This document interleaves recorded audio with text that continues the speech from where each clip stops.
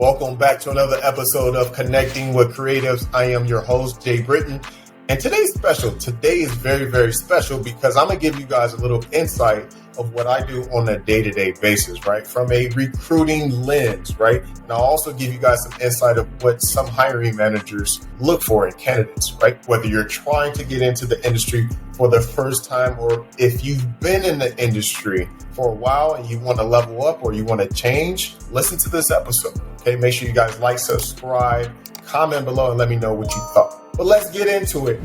What is the creative space? All right, let's go down the bucket list. It's UX, UI. It is graphic design, copywriting, project management, digital marketing, and brand marketing. I know that was a lot. In a later episode, I will break down those categories because they have subcategories and subcategories. It can go on and on. But I want to get straight to the point today to give you guys some real tangible advice and what I see on a day-to-day basis. So the first things first, if you're looking for the first time, or like I said before, you've been in the industry for a while, the first thing you guys need to do is research. Research the role that you want, right? The job description, research the market, research the company, do your due diligence, right? The second thing I would say, after you've done that research and you found a job or industry that you want to transition into or get into for the first time, you need to update your resume. Yep. Make sure that the punctuation, the grammar is correct. Make sure that the hyperlink that you have in your resume is working and updated. The third thing I would say is after you've done the research, updated your resume, I would say update your portfolio. And if you have work samples, make sure that it's up to date. And what we look for in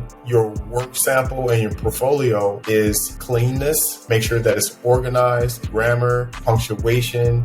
We look for those little things, right? Because we want to be able to send the best of the best to the hiring managers or the stakeholders. How can I apply for a job? As simple as that, you apply. But where are you going to get with applying for a job? You'll get somewhere. You'll move the needle, right? For you, it'll be good because you'll feel accomplished. And I'm saying right a lot. Let me try not to say that as much, but you guys get my point. And hopefully, if you don't, you will in the future. The third thing, and probably the biggest thing, if you're just starting out, will be updating your LinkedIn. Make sure that it has the latest job description, history, experience, education. Be active, engaging, genuinely connect with people on LinkedIn. Don't spam them. Engage with their content. Ask questions, right? That's pertaining to the post or their industry.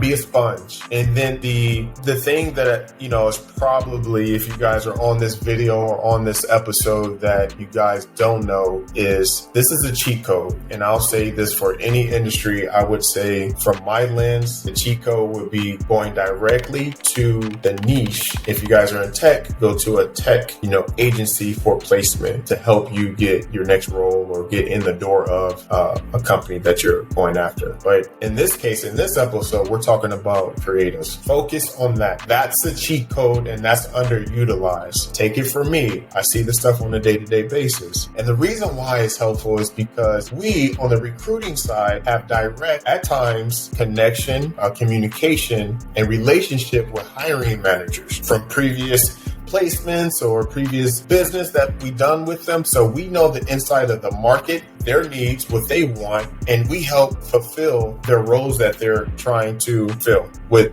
candidates. And then also we can give you guys feedback on, and kind of coach you guys along the journey because it's not necessarily going to be easy and a cakewalk. It'll be a roller coaster to keep it, real with you guys. But however, the underutilized thing that I'm seeing across the board is people don't know that recruiting firms that are niche are in existence. If you're watching this on YouTube or you're listening to this, make sure that you guys send this to your family member, your coworker, or your friend that needs to know this, right? This is tangible stuff that you guys can take advantage of. Here's the top three things, and I'm going to say they're equal as far as their importance. I'm going to say experience. When we're looking for a candidate, a hiring manager can say, hey, Jay, we need someone with 5 to 8 years. They need to know this technical software, and they need to be able to show us with work samples or portfolio. That's why I said before, it's important to have those things updated, organized, clean, and straight to the point. And then we can go back and say, hey, Jim or Jill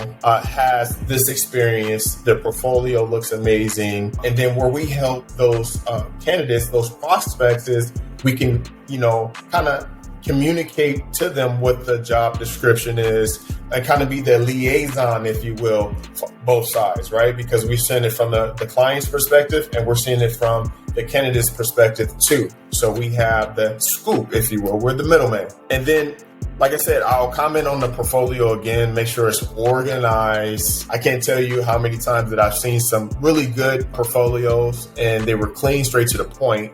And those were more successful versus the ones that, the links aren't working, the jobs you worked on before. The background was, in my opinion, on some of those were too busy. So I would say clean, concise, and straight to the point. And then let me throw this in there too. If you're an artist, you're a creative, you might work for a big company and they require you to be, clean, concise, straight to the point. You might want to express yourself differently. I would say this is a bonus. Have a personal portfolio to where you can express yourself however you want to. And let's keep it moving. This is probably the most underutilized trait that you need to have, right? And it's soft skills. There have been times, let me tell you, times to where I've seen candidates, they look great. They work with the biggest companies, but it doesn't translate over into the real world or working environment. Wholeheartedly, I'm saying, work on yourself, know yourself, and be transparent about yourself and how you communicate. But overall, if you're wanting to get into a role to where you're working with a big team, I would say this: work on your interpersonal skills, get some counseling, some coaching, public speaking, if it's hard for you to speak, but that's huge. So if you can communicate or articulate that you know the job, you're dependable, you're reliable, you're a team player, hiring managers and stakeholders are looking for people that can do that, right? And have a can-do attitude. And if you need support, you need to speak up, right? And say that you need the support that you need. If it's more time, if it's, you need your colleague to come in to assist, communicate. That's huge. Okay. So what are we seeing as far as the location of these jobs? Where are they in one part of the country? They're everywhere. And the reason why I say they're everywhere, because I would say around 80% of the jobs that we're seeing now, because of, COVID has changed the game. So we're seeing about 80% of jobs being remote. Now there's still, 15 to 10% around, hybrid, to where you go in the office 3 to 5 days a week. And then there's a very small percentage, 5%, that are typically going in the office. We don't place candidates. It's very rare that we're seeing people that are still going into the office 5 days a week, because you can literally, use technology, software to execute your job. And then let's talk about the last thing we're going to talk about is salary. Salary, I know that's a big thing, but what we're seeing across the board is it's a very competitive market, and it's subjected to the client's needs and their budget and the time of year. So generally across the board, we're seeing anywhere between $30 to $70 per hour, right? That's what we're seeing hourly for the market. And then I would say this too, this will help if you don't have enough experience out the gate. This is a great way to get experience, is be open to contract. What is contract work? You might be on an assignment, say you're a graphic designer, you might be on assignment for 3 to 6 months. That's common. And you gain that experience, you gain that job history, that employment history. You're going to be more prone to be put, and assuming that you communicate well, you can execute on the job, and they're satisfied with, your delivery. Sometimes those contracts get extended, 6 to 12 months at a time, right? Just depend on the need of the client. And then also what we see too is contract to permanent position, which means you can work from a job 2 to 3 months. And then after they evaluate, the stakeholders and the hiring team, they say, hey, this person is really working well with us. We want to hire them on full time, give them benefits, salary. And then the last one, obviously, that you guys probably heard of is permanent placement, to where an agency can help facilitate, help negotiate the salary, benefits, PTO, things of that nature. So those are the 3 ways you can get into the industry, and just be open. Be open to those things. Have a good attitude. Do your research. And yeah, that's it. I just wanted to hop on really fast to give you guys some real insight of what it's like from my perspective, and some insight of what it is from the hiring side as well. So that is it for today's episode. Make sure that you guys like, comment, you share this episode. You can catch us on Apple, Spotify, or wherever you listen. Also YouTube. Make sure you guys share this. Comment below and let me know if this was helpful. I'm gonna answer any questions that you might have. I'm here. Again, this is Connecting with Creatives, your boy Jay. I'll see you soon.